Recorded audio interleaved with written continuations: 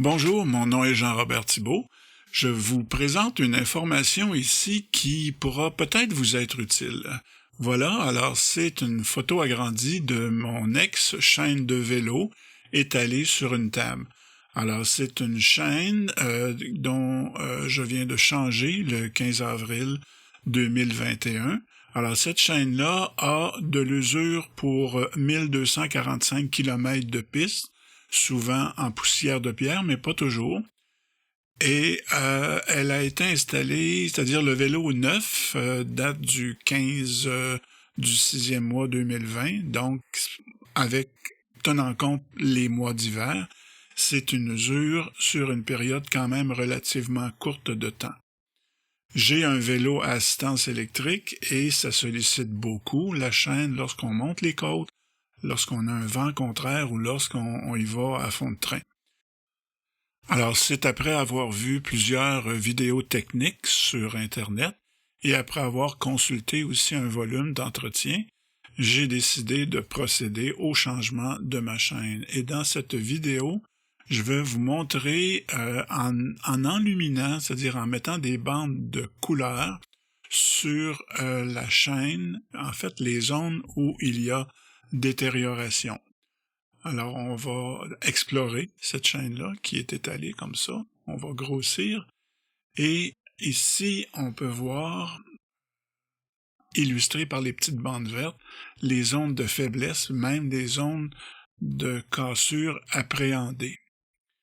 Je me déplace maintenant vers une autre région de la chaîne et on voit en haut déjà une crevasse que j'illustre ici avec une bande verte verticale. On voit à quel point aussi il y a usure sur les côtés et en bas.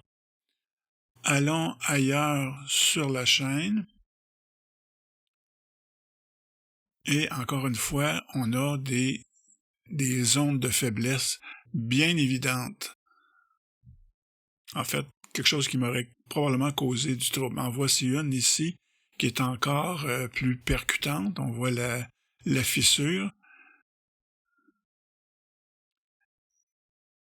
Et ce qu'on veut surtout pas, c'est que ça nous arrive quand on est loin. Un bris de chaîne, ça doit pas être drôle du tout, du tout. Alors, on se déplace ailleurs.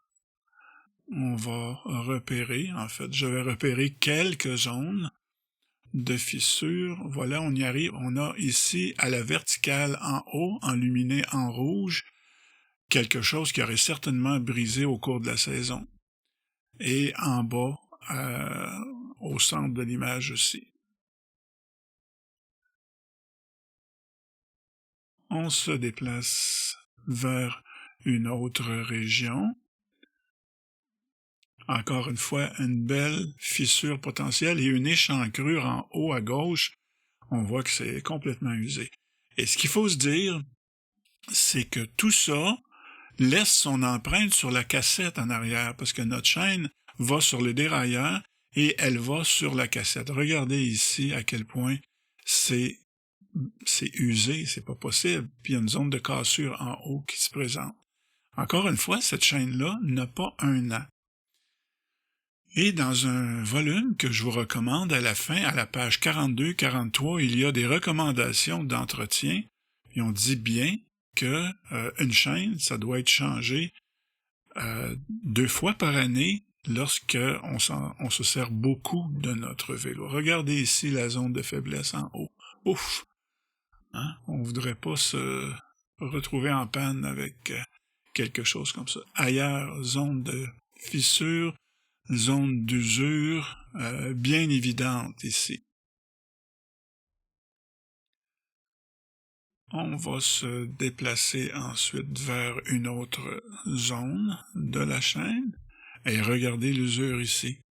Alors tout ça arrive sur la cassette en arrière, puis une cassette là, c'est quelque chose qui va tirer facilement dans le 300$ pour une bonne cassette sur un vélo de qualité. Alors, mal entretenir sa chaîne, c'est-à-dire pas la changer au bon moment, c'est se préparer à de grosses dépenses. Et voilà le livre dont je vous avais parlé. Réparation, entretien de vélo. Et si vous vous le procurez, puis je vous le suggère ardemment, Allez à la page 42 et 43 et voyez comment on suggère d'entretenir la chaîne et évidemment, indirectement, tout l'entraînement, le dérailleur et la cassette arrière. Voilà. Merci de votre écoute.